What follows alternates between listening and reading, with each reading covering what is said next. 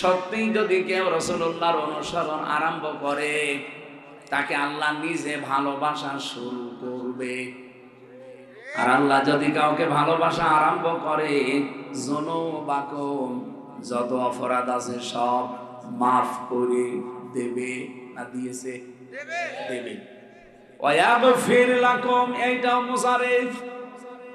জাম্বুন আল্লাহ না দিয়ে যুনুব দিয়েছেন। এ কারণে সত্যি যদি মহেশপুরবাসী আপনি রাসূলুল্লাহকে অনুসরণ আরম্ভ করেন, এখন থেকে পেছনে যত অপরাধ ছিল সবগুলো আমার আল্লাহ মাফ করে আপনাকে ভালোবাসা আরম্ভ করবে।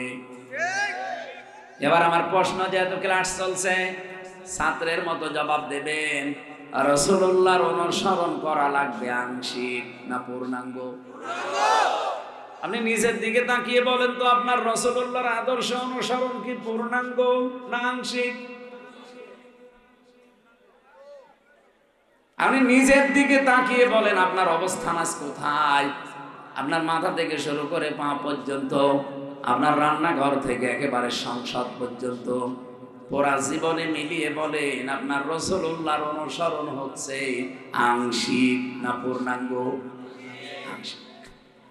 আংশিক অনুসরণ করলে আল্লাহ মাফ করে দেবে, জান্নাতে দেবে, নিজে ভালোবাসবে। এ কথা কোরআনে পেয়েছেন? আমি তো পাইনি। আমার কোরআনের উপরে অনার্স মাস্টার্স করা, পুরা কোরআনের উপরে আমি তো পাই। এই গল্প করছেন মানে ভণ্ডামি করার জায়গা পাইনি।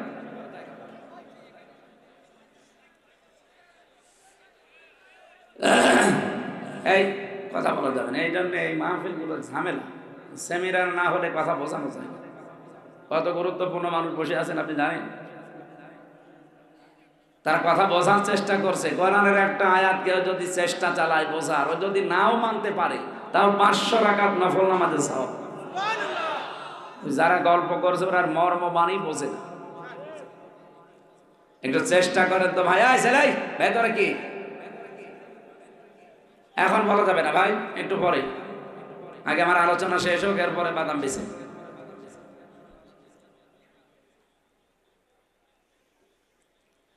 মহেশপুরবাসী, এই আয়াত থেকে আমরা যতগুলো তথ্য তাফসীর থেকে বের করলাম, তার মানে আমি নিজের দিকে তাকিয়ে বলতে পারি আমার অনুসরণ এখনো পূর্ণাঙ্গ আরম্ভ হয়নি, আংশিক হচ্ছে। হয়তো রাসূলুল্লাহর মতো দাড়ি আমি রাখি, নবীজির মতো হয়তো জুব্বা গায়ে দেই, নবীজির মতো হয়তো নামাজ পড়ি, নবীজির মতো সামনে দিয়ে রোজা রাখবো। তো বিশ্ব নবীর জীবনকে 4টায় শেষ, আর নেই। উনি জন্ম থেকে শুরু করে একেবারে মৃত্যু পর্যন্ত 63 বছরে যা করেছে, বিশেষ করে 40 থেকে 63 নবদের এই 23 বছরের জিন্দেগি 1 সেকেন্ড আপনি বাদ দিতে পারবেন না। কি কথা বলেন না? আয়াতের শেষে কয়টা কথা পেলাম বলেন তো?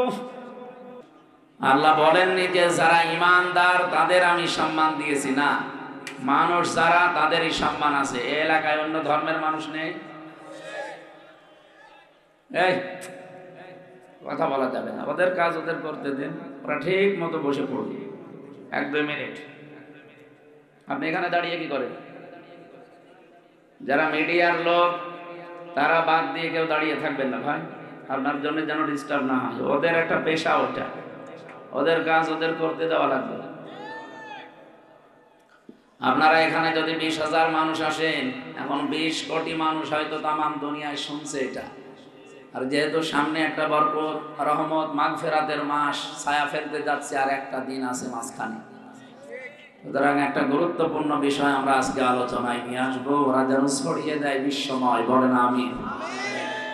এই জন্য অন্য ধর্মের যারা এসেছেন বা আশপাশে আছেন তাদেরকে ওয়েলকাম জানাচ্ছি।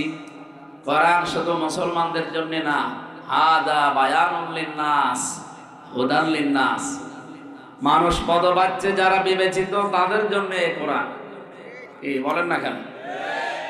এই জন্য যারাই মানুষ তারাই আসতে পারেন আজকে। যদিও একটা কথা ভুল বাংলাদেশে প্রচার করে, আমি অন্য দেশে এটা পাইনি। কিছু মানুষ বলে যে ধর্ম যার যার, উৎসব সবার, না, এটা ঠিক না। ধর্ম যার যার, উৎসব তার তার, এটা ঠিক আছে। এই কথা বলছেন না কেন? কিছু মানুষ দুর্বিসন্ধি করে এখানে একটা প্রতারণা করার মাধ্যমে ধোঁকাবাজি করে কিছু ভোট পাওয়ার জন্য নিজের ঈমানটা এভাবে বিক্রি করে দেয়। আপনি কি জানেন এই কথা বললে কোরআনের আয়াতের সাথে আপনার কথা সাংঘর্ষিক? লা ইকরাহা ফিদ্দীন লাকুম দীনুকুম ওয়ালিয়া দীন। এই আয়াতগুলোর সাথে আপনার ওই কথা পুরাটা একেবারে কন্ট্রাডিকশন।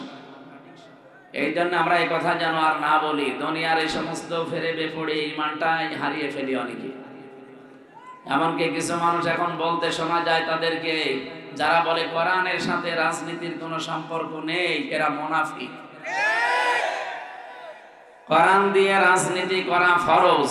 918 জায়গায় এরকম আয়াত আল্লাহ কোরআনে দিয়েছে। কত জায়গায়? 918 জায়গায়। এই আপনি কথা বলেন কেন? আশ্চর্য তো, আমারে বসিয়ে দিও না গল্প। আমি কিন্তু চলে যাবো এবার ভাই, এমনি দেরি করে তুলেছে।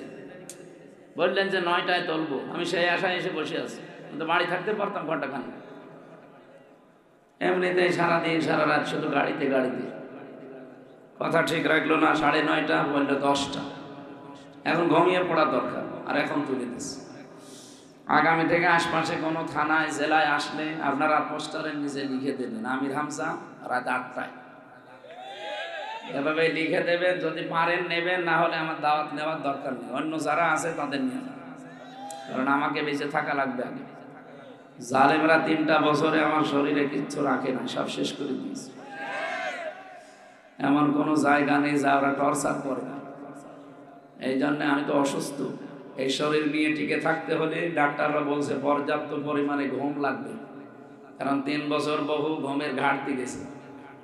প্রশ্ন আসতে পারে যে 3 বছর তো কোনো কাজই করেননি, শুধু এক ঘরে বসেছিলেন, ঘুমাতে পারেন? আরে ভাই ঘুম আসে,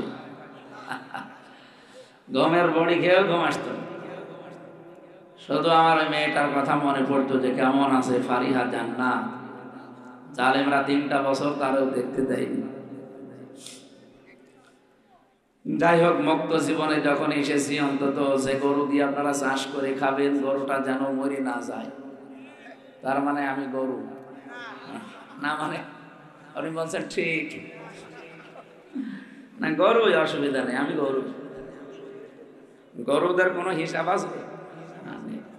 কন্ত তোরাবা, আল্লাহ বলবেন মাটি হয়ে যা, কিয়ামতে মাটি হয়ে যাব।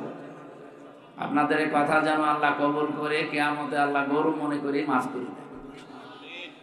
হ্যাঁ, এই কথা বলি না ভাই। তো যে কথাটা বলেছিলাম লাকুম দীনুকুম ওয়ালিয়া দীন, এই কথা বলা ঠিক না যে ধর্ম যার যার উৎসব সবার। এর অর্থ হচ্ছে ধর্ম যার যার উৎসব তার তার। নবীকে আল্লাহ বলতে বলেন, হে নবী আপনি বলেন যে আমার ধর্ম আমার জন্য, আপনার ধর্ম আপনার জন্য। আমি জোর জবরদস্তি করি না। আমাদের ধর্মে যে জোর নেই, জবরদস্তি নেই, এটা প্রমাণ কিন্তু এই বাংলাদেশ। কারণ আমরা 96% মুসলমান, আর অন্য জাতি মাত্র 4%। যদি জোর থাকতো, জবরদস্তি থাকতো আমাদের ধর্মে, বলেন তো 4% হিন্দু থাকতে পারতো? পিটিয়ে মুসলমান বানিয়ে ফেলতাম না? কিন্তু আমাদের নেই। ফাইন্নামা আলাইকাল বালাগ ওয়া আলাইনাল হিসাব। হে নবী আপনার দায়িত্ব পৌঁছিয়ে দেওয়া, আর হিসাবের দায়িত্ব কার? বলেন বলেন, যেন আমরা সঠিকভাবে তুলে ধরতে চাই। আপনার ইচ্ছা হলে আপনি মানবেন, যদি ইচ্ছা হয় যে না আমি মানতে চাই না। এই কি করে এরা?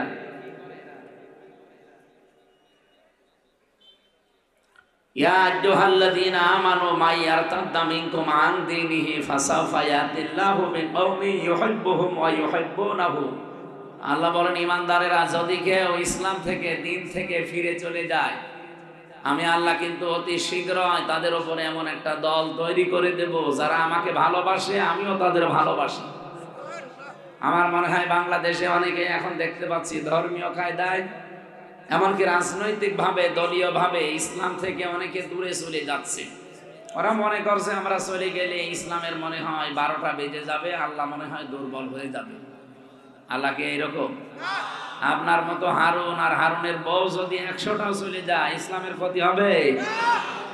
আল্লাহর সিদ্ধান্ত হচ্ছে ফাসাউফা ইয়াতিল্লাহ, যদি কেউ আমার দিন থেকে ফিরে যায়, অতি শীঘ্রই আমি আল্লাহ এই দেশে ওই জাতির উপরে এমন একটা দল তৈরি করে দেব, ইউহিব্বুহুম, যাদেরকে আমি নিজেই ভালোবাসবো, ইউহিব্বুনাহুম, তারাও আমাকে ভালোবাসবে।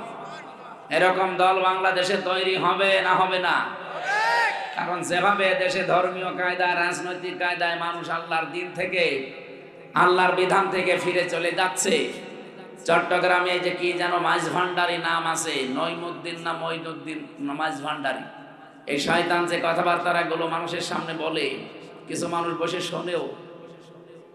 ও বলে আল্লাহর ওলির দরবারে মানুষ গাঁজা খেতে আসে পবিত্র হওয়ার জন্য। এই যে এইরকম কথাবার্তা যারা বলে, গাঁজা খাওয়ার জন্য এদেশে পুলিশ ধরে জেলে দেয়। কোথায় দেয়? অথচ আমরা দেখলাম এই 3 বছরে তো অনেক গাঁজাখোর জেলের ভেতরেও গাঁজার গাছ লাগিয়েছে। জেলার একদিন এসে বলছে, এই তুই গাঁজা পেলি কোথায়, বীজ পেলি কোথায়, যে গাঁজার গাছ লাগালি? আচ্ছা স্যার, আমি কোর্টে গিয়েছিলাম মামলার হাজিরা দিতে, আমারও তো কিছু হিতাকাঙ্ক্ষী বাইরে আছে, তারা আসার সময় গাঁজার পোটলা দিয়েছিল, তো ওইটা তো ধরা পড়ে যাবে মেশিনে, এই জন্য মুখের ভেতরে নিয়েছিলাম। এই বীজগুলো কায়দা করে মুখের ভেতরে এক কোনায় লুকিয়ে রেখেছিলাম, মেশিনে তুলে দিয়েছে, কিন্তু ওইটা ধরা পড়ে। আমার মনে হয় মেশিন ওই সময় নষ্ট ছিল। তাছাড়া আমার মাজা একটা তার থাকলেও দেখতে পায়, আর ওর উপর গাঁজার পোটলা দেখতে পেল না। মানে ওইভাবে ঢুকে পড়ার পরে বলছে, আমি ওইটা ওই যে পানি খাওয়া আছে বোতলের মুখ কেটে ফেলে ওর ভেতরে মাটি দিয়ে ওই টব বানিয়ে গাছার গাছ লাগিয়েছে 2 মাস আগে। দেখেন স্যার কত বড় হয়েছে। হিন্দু জেলার তো দেবদুলাল, আরে শয়তান, গাঁজা খাওয়ার জন্য পুলিশ ধরে তোরে জেলে দিল, আর তোরে এত কঠিন অবস্থায় রাখলাম, তুই এর ভেতরেও গাঁজার গাছ লাগিয়ে দিলি, তোরে তো স্বর্গে পাঠানো লাগবে। কথা জান্নাত জাহান্নাম বিশ্বাস করে না, বলছে স্বর্গে পাঠানো লাগবে। এই জন্য দিন থেকে কেউ যদি ফিরে যান, আল্লাহ কিন্তু সত্যিই তার সিদ্ধান্ত বাস্তবায়ন করবে। এমন একটা দল বানিয়ে দেবেন, যেই দলকে আল্লাহ নিজেও ভালোবাসবেন, তারাও আল্লাহকে জীবনের চাইতে বেশি ভালোবাসবে।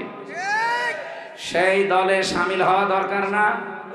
আল্লাহ যদি এরকম একটা দল বাংলাদেশে বানিয়ে দেয়, আল্লাহ যেন আমাদেরকে ওই দলে শামিল করেন, বলেন আমিন।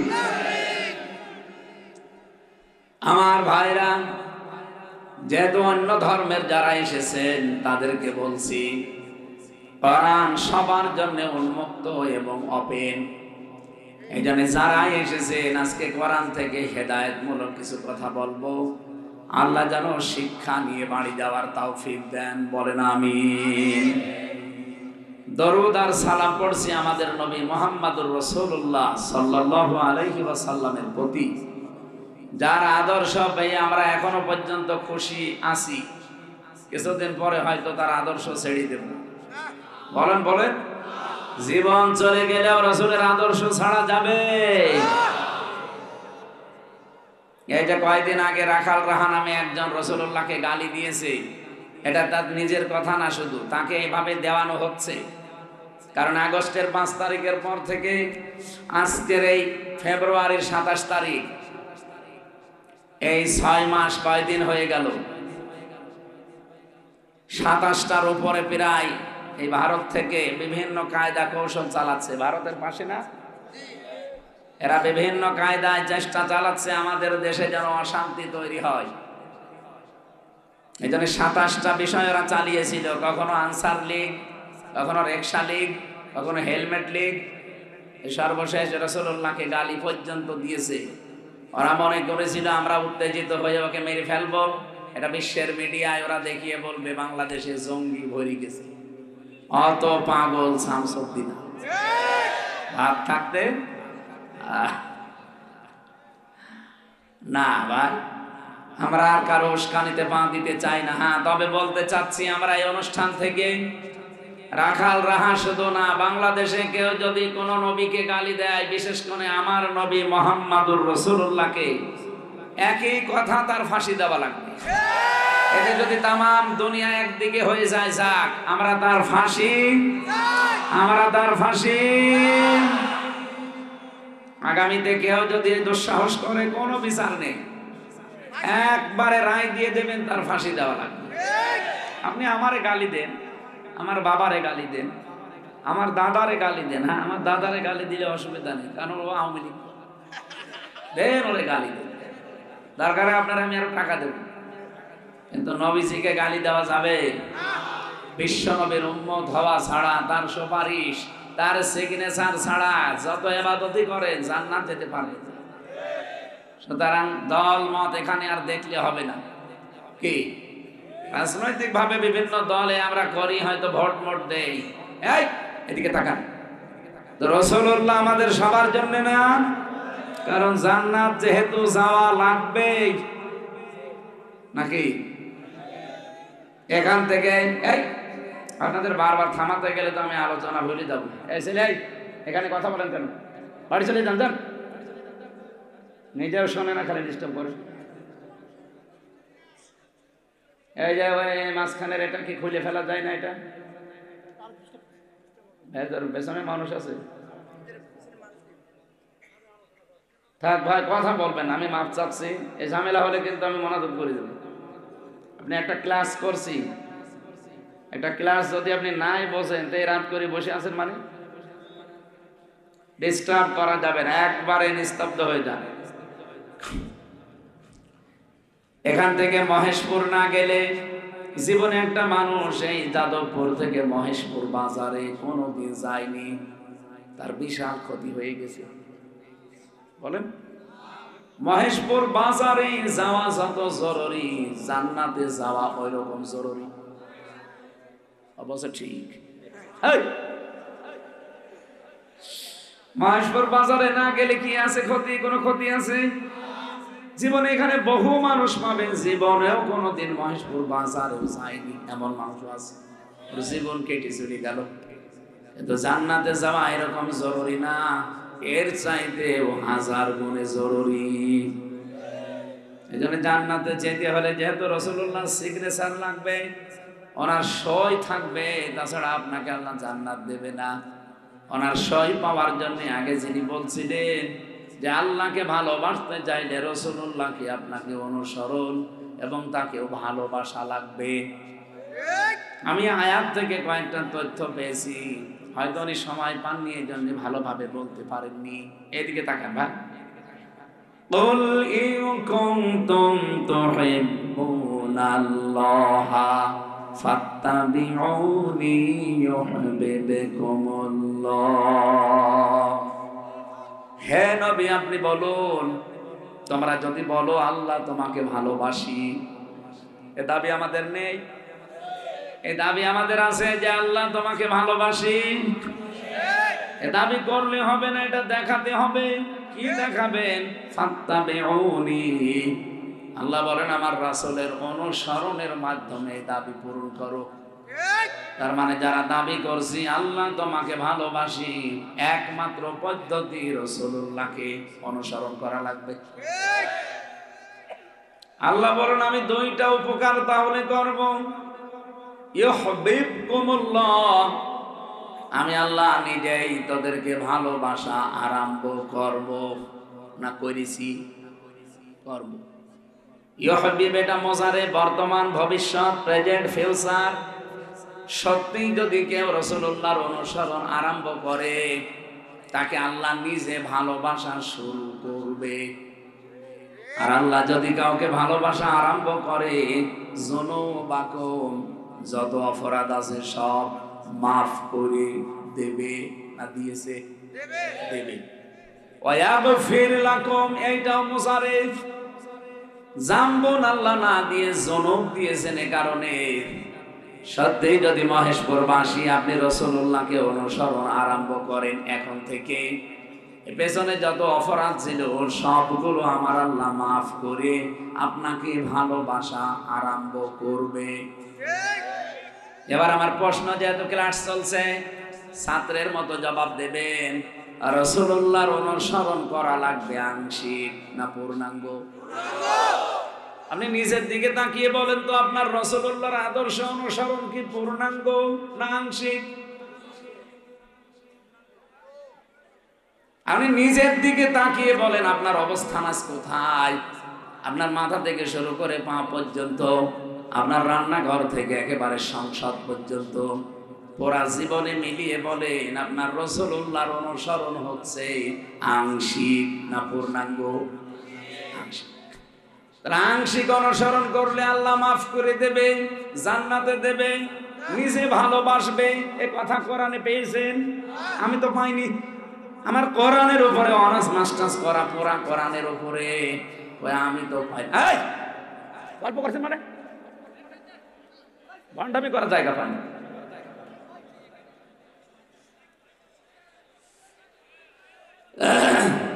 এই কথা বলা যাবে না, এই জন্য এই মাহফিলগুলো ঝামেলা। সেমিনার না হলে কথা বোঝানো যায় না। কত গুরুত্বপূর্ণ মানুষ বসে আছেন আপনি জানেন? তার কথা বোঝার চেষ্টা করছে। কোরআনের একটা আয়াত কেউ যদি চেষ্টা চালায় বোঝার, ও যদি নাও মানতে পারে, তাও 500 রাকাত নফল নামাজে সওয়াব। যারা গল্প করছে ওরা মর্ম বাণী বোঝে না। একটু চেষ্টা করেন তো ভাই। আয় ছেলে, ভেতরে কি? এখন বলা যাবে না ভাই, একটু পরে। আগে আমার আলোচনা শেষ হোক, এরপরে বাদাম বেছে।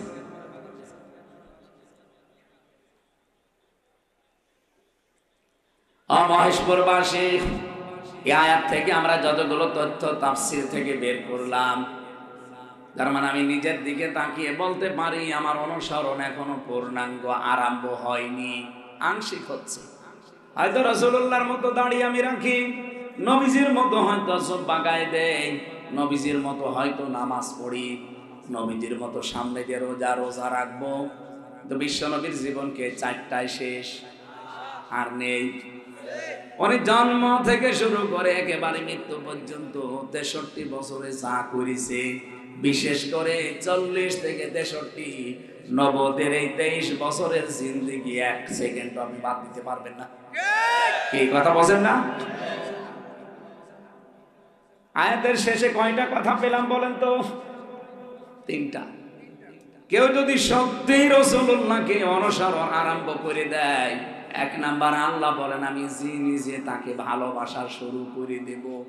তাকে ভালোবেসেছি তা না, বাসবো। আমি দেখতে চাই অনুসরণ আরম্ভ করেছে কিনা। আপনি আংশিক অনুসরণ করলে আল্লাহ আপনাকে ভালোবাসা আরম্ভ করবে। বলেন বলেন, আপনার অনুসরণ হওয়া লাগবে পূর্ণাঙ্গ। এ পৃথিবীতে বহু মানুষ রাসূলুল্লাহকে ভালোবেসেছে, আল্লাহর নবীর অনুসরণও করেছে, কিন্তু আংশিক। এজন্য তাদের ভালোবাসার কারণে আল্লাহ তাদের ভালোবাসেননি, মাফ করেননি, জান্নাতেও দেবেন না। এমন হাজারো মানুষ আমি পেয়েছি। তার ভেতরে 1 নম্বরে নবীর চাচা আবু লাহাব আর আবু তালেব।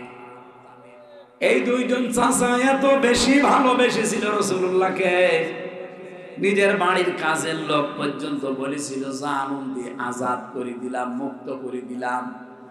আর আবু তালিব তো নিজের সন্তান হযরতে আলীকে রাতের বেলা কাছে রাখতো না, মুহাম্মদুর রাসূলুল্লাহকে নিজের বেডের উপরে রেখে ছোটকাল থেকে মানুষ করেছে। বিশ্বনবী যতদিন তার চাচা বেঁচে ছিলেন, 1টা সেকেন্ডের জন্য কোনোদিন চিন্তা করেন নাই। এত বেশি আগলিয়ে রাখতেন।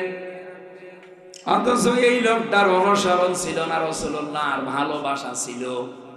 আবু লাহাবের ভালোবাসা পেয়েছি জীবনে, কিন্তু রাসূলুল্লাহর অনুসরণ আমি পাইনি। এই জন্য এই 2 চাচাকে আল্লাহ নিজে ভালোবাসেননি, মাফ করেননি, আর জান্নাতে তো দেবেনই না। এ পর্যন্ত বুঝেছেন? এবার রাসূলুল্লাহর আপন চাচার সাথে আপনি নিজের মিলান। আপনিও ভালোবাসেন রাসূলকে, আমি জানি। রবিউল আউয়াল আসলে আপনি মিলাদ পড়বেন, জিলাপি খাবেন, খিচুড়ি খাবেন, আমিও জানি। কি করবেন না এটা? তা আপনার যেমন দাড়ি বড় বড়, আবু তালেবেরও দাড়ি এত বড় ছিল। ওর জীবনী পড়ি দেখেন, পুরাটা ওর শরীরের স্ট্রাকচার দেওয়া আছে। আবু তালেবেরও দাড়ি কিন্তু রাসূলুল্লাহর মতো বড় ছিল। আবু তালেবেরও জামা রাসূলুল্লাহর মতো জুব্বা ছিল বড়। আবু তালেবের মাথায় পাগড়ি থাকতো সব সময়। ইও পোশাক ওইটা। অথচ লোকটা রাসূলুল্লাহকে অনুসরণ না করার কারণে কিয়ামতের দিন হাদিস এটা, তার পায়ের নিচে আল্লাহ জাহান্নামের 2টা জুতা পরিয়ে দেবে। এই জুতার কারণে তার মাথার মগজ পর্যন্ত টক বক করে পড়তে থাকে। আর আবু লাহাবের জীবনী পড়ে দেখেছি, সায়াসলা নারং যাতা লাহাব ওয়া মারাতুহু হাম্মালাতাল হাতাব। রব্বুল আলামিন বাক্য শুরু করার আগে সিন দিয়েছেন সায়াসলা। আরে ভাই আসলা দিলেও কিন্তু অর্থ হয়ে যেত, সিন দিলেন কেন?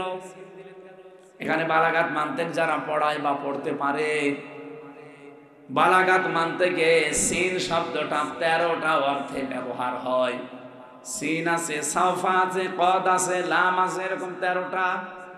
কোন সেন্টেন্সের আগে যদি একটা ব্যবহার হয়, বাংলা অর্থ দাঁড়ায় তখন যে অতি তাড়াতাড়ি।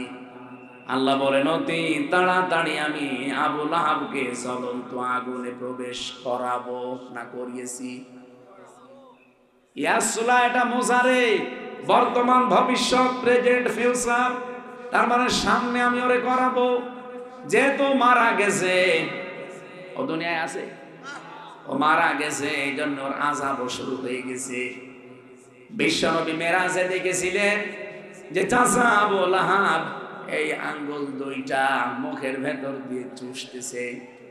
ডাক দিয়ে বলে, চাচা কি কি অবস্থা আপনার? বলে, ভাতিজা তোমার জন্মের পর এই দুইটা আঙ্গুল দিয়ে আমি আমার বাড়ির কাজের মেয়ে তাকে আমি আজাদ করে মুক্ত করে দিয়েছিলাম, কারণ ওই জামানায় মানুষ বিক্রি হতো। এই মেয়েটাকে আমি বহু টাকা দিয়ে কিনে এনেছিলাম বাড়িতে কাজ করার জন্য।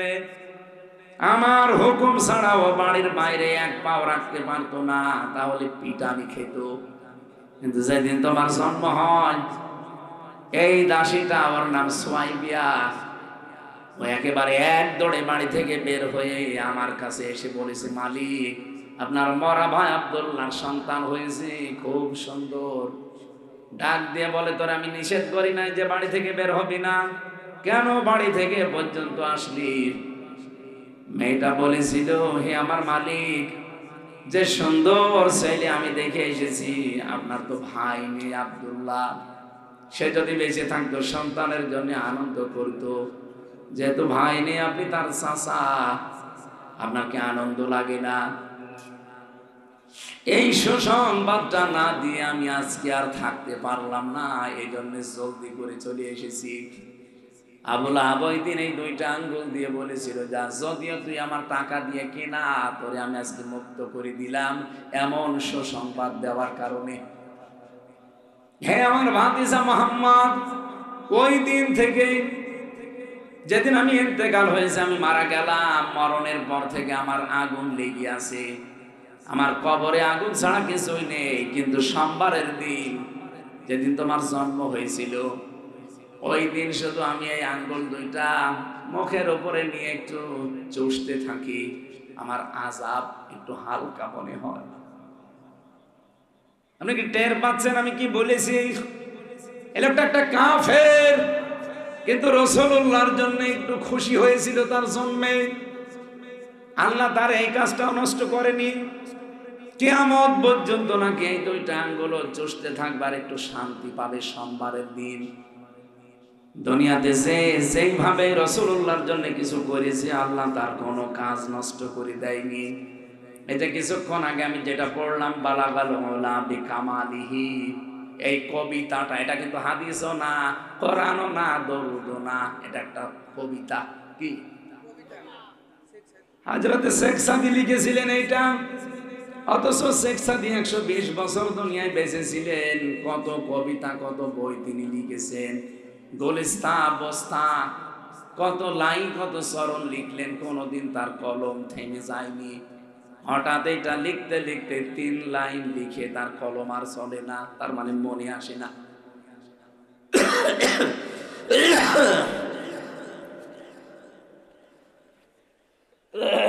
মনে আসে না, এজন্য উনি আর কিছু লিখতে পারেন না। চিন্তা করলেন, জীবনে কোনোদিন আমার কলম থেমে যায়নি, আমি যা লিখতে চেয়েছি লিখে শেষ করে উঠেছি। আজকে কি এমন লিখতে গেলাম যে 3 লাইন পরে আমার আর কিছু মনে আসে না। তাহাজ্জুদের নামাজ আদায় করে গভীর রজনীতে যায় নামাজে তিনি ঘুমিয়ে গেছেন। স্বপ্নের ভেতরে বিশ্ব নবী এসে ডাক দিচ্ছে, সাদি ওঠো, কি হয়েছে তোমার? হযরতে শেখ সাদি বলেছিল, হে রাসূল, জীবনে বহু কবিতা লিখেছি, বহু উপন্যাস লিখেছি, কোনদিন আমার কলম থেমে যায়নি। হঠাৎ আজকে আপনার নামে আমি কিছু লিখতে গিয়ে দেখি আমার আর কিছু মনে আসে না। নবীজি বললেন, কি লিখেছো দেখি একটু শোনাও। স্বপ্নের ভেতরে তিনি শুনিয়ে দিলেন, বালাগাল উলা বিকামালিহি কাশাফাত দুজা বিজামালিহি হাসনাত জামিউ খিসালিহি। বিশ্বনবী ডাক দিয়ে বলেন, সাদি কলমটা হাতে নাও, আর এই লাইনটা চতুর্থবারের মতো লিখে নাও, সাল্লু আলাইহি ওয়া আলিহি। বলেন আল্লাহু আকবার। হযরতে শেখ সাদির এই কবিতাটা আমার আল্লাহ নষ্ট করে দেয়নি, এটা চিরন্তন করে রেখে দিয়েছে। আপনি লক্ষ্য করেন, কোন মানুষ যখন এটা পড়ে, যার ভেতরে নবীর ভালোবাসা, প্রেম, মহব্বত আছে, দেখবেন কি আনন্দ নিয়ে পড়ে। অথচ এটা কোরআনও না, হাদিসও না, এটা কবিতা মাত্র। আমরা তো কত কবিতায় পড়ি, এত আনন্দ পাই। এই কবিতার কারণে এই শেখ সাদিকে আল্লাহ পাক চিরন্তন করে দিয়েছেন দুনিয়ার মানুষের কাছে। কিয়ামত পর্যন্ত দুনিয়ায় মানুষ আসবে, আমার মনে হয় কথা বলার আগে অনেকেই এইটা মহব্বত নিয়ে পড়তে থাকে। তার মানে আমি দুইটা কথা বলেছি, আবু লাহাব এবং শেখ সাদি, তারা জীবনে কি করেছিল হালকা হালকা, আমার আল্লাহ ওইটাও নষ্ট করেননি। এই জন্য নবীজির জন্য যে যা করবে আল্লাহ ওইটা নষ্ট করে না, তুলে রাখে। হয় দুনিয়ায় দিয়ে দেয়, না আখেরাতে আল্লাহ ভরপুর করে দান করবে। তাহলে আমাদেরকে বিবেকে নাড়া দিচ্ছে না যে রাসূলুল্লাহর সুপারিশ ছাড়া, তার সিগনেচার ছাড়া কেউ যখন জান্নাত পাবে না, তাহলে তার অনুসরণ এখন থেকে আরম্ভ করা দরকার, আংশিক না পূর্ণাঙ্গ। আপনার মাথা থেকে পা পর্যন্ত মিলান, কয়টা সুন্নাত আপনি মানেন? ওনার জীবনের 23টা বছরে যা যা করেছে আপনি কয়টা মানতে পারেন? আমরা যখন পূর্ণাঙ্গ কথাগুলো তুলে ধরি, তখন কিছু মানুষের মন খারাপ হয়ে যায়, বলে না এটা রাজনীতি। আরে ভাই, এটা যদি রাসূলুল্লাহর জীবনে থাকে, তা আপনার কাছে রাজনীতি মনে হয় কোন কারণে? ওনার নামাজ ছিল জীবনে, এটা তো রাজনীতি মনে করেন না। উনি রোজা রেখেছিলেন 1 মাস, কোনদিন তো আপনি রাজনীতি বলেন না যে রোজা রাখা রাজনীতি বলেছেন? বলেছেন কোনদিন যে নামাজ পড়া রাজনীতি? এইটা যদি নামাজ পড়া রোজা রাখা রাজনীতি মনে না হয়, উনি যে 10 বছরে কোরআন দিয়ে রাষ্ট্র চালিয়েছিলেন, এইটা আপনার কাছে রাজনীতি মনে হয়, আপনি কি পাগল না ধান্দাবাজ? বলেন। এরকম ধান্দাবাজ আজ দিন দিন বের হচ্ছে। ওরা মনে করছে একটা দলকে আমরা গালি দিলেই মনে হয় ওই দলটা শেষ হয়ে যাবে। ওদেরকে গালি দিয়ে আমরা মানুষকে বোঝাবো যে আমরা ইসলাম নেই, মানি না। আপনি ওকে গালি দিয়ে কি করবেন? ইসলামের মালিক কেউ নাকি? ইসলামের মালিক হামজা কে? আল্লাহ। নবীজিও ইসলামের মালিক না, নবী ইসলামের খাদেম। কি কথা বলেন না কেন? নবীজি কি মালিক? নবীজি খাদেম ছিলেন ইসলামের। মালিক শুধুমাত্র কেবলমাত্র একমাত্র একজন ইসলামের, তিনি আমার আল্লাহ। বলেন, আমি ইসলাম পাঠিয়েছি। আমার ইসলাম থেকে মাইয়ার তাদ্দা বাবে ইফতেআল ইরতেদাদ, এ শব্দের বাংলা অর্থ হচ্ছে হক থেকে বাতিলের দিকে যারা ফিরে যায়। আর এটা আমি বাংলাদেশে এখন বেশি দেখতে পাচ্ছি। ইসলামের নাম নিয়ে অনেকে আজ ইসলামী ভাবে, ইসলামী কায়দায় কত মানুষ আল্লাহর আসল দিন থেকে নকল দিনের দিকে ফিরে চলে যাচ্ছে। দেখেন বিভিন্ন দরবার কেন্দ্রিক যে ইসলামগুলো, আসল ইসলামের খবর নেই সেখানে। আরে মরণের পরে আপনাকে যে প্রশ্ন করা হবে, ওইগুলো সেখানে শেখানো হয় না। আন্দাজে বানিয়ে তারা ইসলাম নিয়ে মানুষের ভেতরে একটা বিভ্রান্ত তৈরি করে দেয়।